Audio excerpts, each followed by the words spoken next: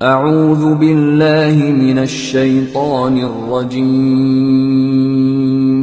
بسم الله الرحمن الرحيم আসসালামু আলাইকুম ওয়া রাহমাতুল্লাহি ওয়া বারাকাতুহু ইন্নাল হামদালিল্লাহ নাহমাদুহু ওয়া নুসাল্লি আলা রাসূলিহিল কারীম আম্মা বা'দ। শহীদিন শিখি গ্রুপ নম্বর 28 রাসেল মাহমুদ ভাই আবুধাবি থেকে জানতে চেয়েছেন যে মৃত্যু শয্যায় শায়িত ব্যক্তির চারপাশে বসে কোরআন খতম দেওয়া ইসলামে কতটুকু শরীয়ত সম্মত এবং কি করা উচিত এ বিষয়ে জানতে চেয়েছেন। অর্থাৎ মৃত্যু মুমূর্ষু ব্যক্তির আশেপাশে যারা থাকবেন তাদের কি করণীয়, মৃত্যুর পূর্ব মুহূর্ত এবং মৃত্যুর পরবর্তী কি করা উচিত শরীয়তের দৃষ্টিকোণ থেকে। ওয়াল জাওয়াবু বিল্লাহি তাওফীক আল্লাহুল মুস্তাআন। যখন কোনো ব্যক্তি মৃত্যু মুখে পতিত হয় তখন তার পাশে যারা থাকবে তাদের উচিত তার পাশে বসে লা ইলাহা ইল্লাল্লাহ পড়া। কোরআন খতম নয়, কোরআন পড়া নয়, বরং তার পাশে বসে লা ইলাহা ইল্লাল্লাহ পড়া সুন্নাত। সহিহ মুসলিম শরীফের মধ্যে রয়েছে মুখতাসারুল সহিহ মুসলিম 453 নম্বর, হযরত আবু হুরায়রা রাদিয়াল্লাহু তাআলা আনহু তিনি বলেছেন, নবীজি বলেছেন, তোমরা মৃত্যুর নিকটবর্তী ব্যক্তিকে কালিমা শিক্ষা দাও এবং মৃত্যুর সময় আল্লাহ তাআলার কাছ থেকে ক্ষমার আশা তাকে শোনাও বা তাকে বলো।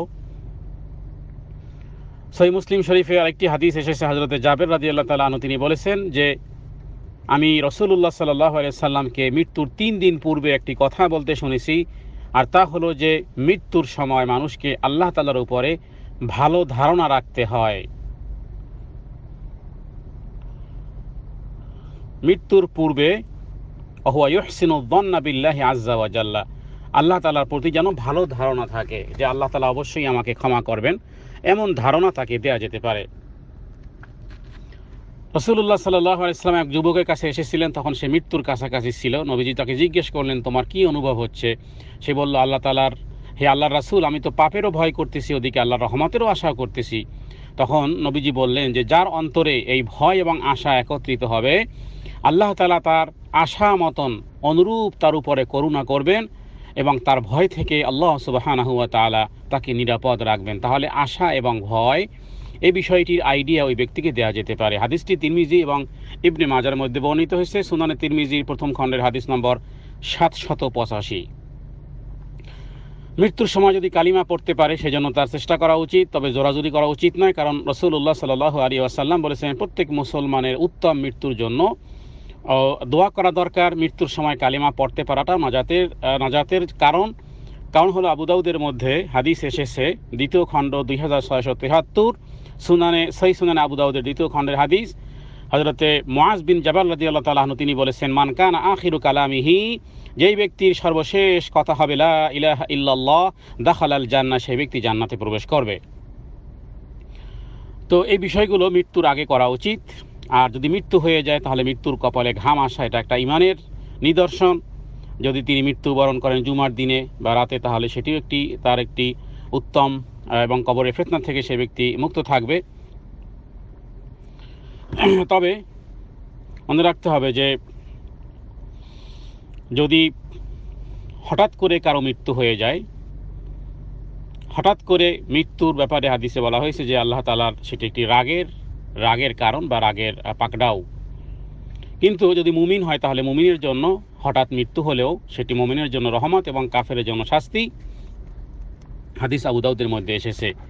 তো এই ক্ষেত্রে মৃত্যুর পূর্ব মুহূর্তে তাকে কালেমার তালকিন দেওয়া এবং তার সম্পর্কে ভালো কথা বলা এবং তাকে আশার বাণী শোনানো, যদি তার হুঁশ জ্ঞান ঠিক থাকে। আর এই সাথে সাথে মনে রাখতে হবে জীবিত অবস্থায় যে ব্যক্তির কাছে কিছু ওসিয়ত থাকবে সে যেন তা লিখে রাখে এবং মানুষ মৃত্যুর সময় তার সম্পদের 1/3 ব্যতীত বাকি সম্পদের ওসিয়াত করা উচিত নয়। ওসিয়াতের ব্যাপারটি তার বিষয় থাকবে এবং তিনি যদি কোনো ঋণ থাকেন সেই ঋণগুলোর ব্যাপারেও তাকে স্মরণ করিয়ে দেওয়া উচিত, অথবা তার যদি তিনি কথা নাও বলতে পারেন মুমূর্ষু ব্যক্তি, তাহলে তার আত্মীয় স্বজন যারা আছে এই বিষয়গুলো মৃত্যুর আগেই মীমাংসা করা উচিত। কারণ মৃত্যুর আগে স্বাভাবিকভাবেই সকলেই মন নরম থাকে, কিন্তু মৃত্যুর পরে দেখা যায় যে এই সম্পদগুলো নিয়ে তারপরে এক ধরনের সমস্যার সৃষ্টি হয়।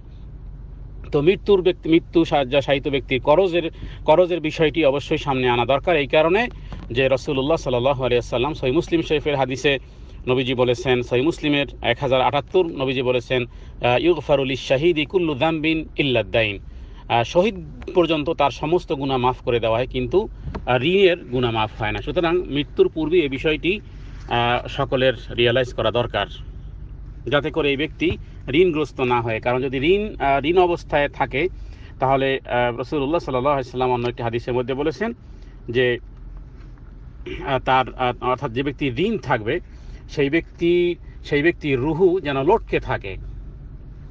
তাহলে ঋণের বিষয়টি সামনে আনতে হবে, সেটা মৃত্যুর আগে অবস্থায় যদি মৃত্যু হয়ে যায়, মৃত্যুর পরে তার চোখ বন্ধ করে দেওয়া উচিত এবং মৃত্যু ব্যক্তির কাছে ভালো কথা বলা উচিত।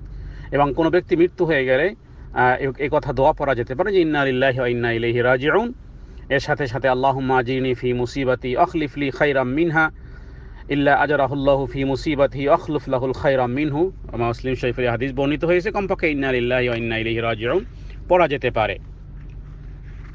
সেই সাথে সাথে যারা আছেন তাদেরকে এই মুসিবতে তাদেরকে সান্ত্বনা প্রদান করা উচিত, মৃত্যু ব্যক্তিকে চাদর দিয়ে ঢেকে দেওয়া, এবং মৃত্যুর ওয়ারিসদের উচিত তারা যেন অতি সত্বর তার কর্জগুলোকে আদায় করে দেয়, পরিশোধ করে দেয়। কারণ মুমিনের রুহু ততক্ষণ পর্যন্ত আটকে থাকে, কর্জের সাথে আটকে থাকে যতক্ষণ পর্যন্ত আদায় করা না হয়। মুসনাদ আহমদের হাদিস, ইবনে মাজার হাদিস, সুনানে তিরমিজির প্রথম খণ্ডের 860 নম্বর হাদিস।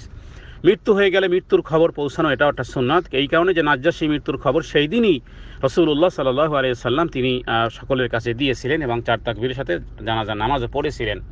মৃত্যু ব্যক্তির ভালো কথাগুলো আলোচনা করা উচিত, কিন্তু কোনো দোষ চর্চা করা নিষিদ্ধ। নবীজি বলেছেন যে মৃত্যু ব্যক্তির দোষ বর্ণনা করা উচিত নয়, তোমরা তোমাদের মৃত্যুদের শুধুমাত্র উত্তম দিকগুলোই আলোচনা করো। এবং হযরত আয়েশা সিদ্দিকা থেকে হাদিস বর্ণিত হয়েছে নাসাই শরীফের মধ্যে, নাসাইর মধ্যে 1827, সে হাদিসে বলা হয়েছে যে লা তাসুব্বুল আমওয়াত, যে তোমরা মৃত্যুদেরকে গালি দিও না, ফাইন্নাহুম ক্বাদ আফদু ইলা মা কদ্দামু, কেননা তারা যা করেছিল তার দিকে তারা পৌঁছে গেছে। এরপরে শোকে মৃত্যু ব্যক্তির পরবর্তী যে অবস্থা, মৃত্যুর জন্য বিলাপ করা, চিৎকার করা, কান্নাকাটি করা, এগুলো সম্পূর্ণ হারাম এবং নিষিদ্ধ। বুখারী মুসলিমের হাদিসে এগুলোকে জাহিলিয়াত বলা হয়েছে এবং এটা নিয়ে হার অন্তর্ভুক্ত। এবং আল মাইয়্যিতু ইউআযযিবু বিমানিহা আলাইহি, এগুলোর কারণে শাস্তি দেওয়া হয়। এরপর আসে কোরআন তেলাওয়াত করা যাবে কিনা। না, কোরআন তেলাওয়াতের কোনো বর্ণনা নাই।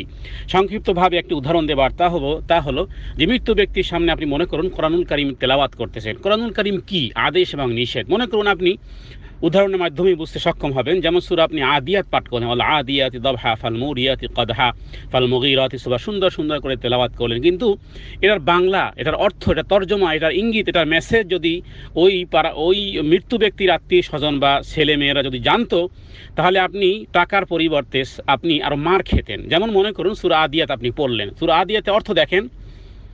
সূরা আদিয়াতের অর্থ কি? শপথ সেই ঘোড়া সমূহের, ওই সমস্ত ঘোড়া যেগুলো ক্ষুরাঘাত করে একেবারে আগুন জ্বালিয়ে ফেলে, অর্থাৎ পাথরের সাথে ঘর্ষণ করে, এবং ওই সমস্ত ঘোড়া যেগুলো আক্রমণ করে, ওই সমস্ত ঘোড়া যারা ধুলি উড়ায়, ওই সমস্ত ঘোড়া যেগুলো শত্রুর অভ্যন্তরে ঢুকে পড়ে।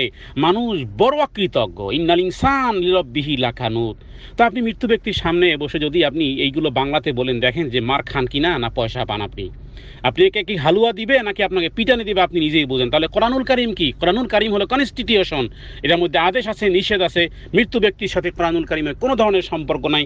আশা করি এক্সাম্পল দিয়ে বুঝতে পারবেন। জাযাকুমুল্লাহ, বারাকাল্লাহু ফিকুম। আসসালামু আলাইকুম ওয়া রাহমাতুল্লাহ।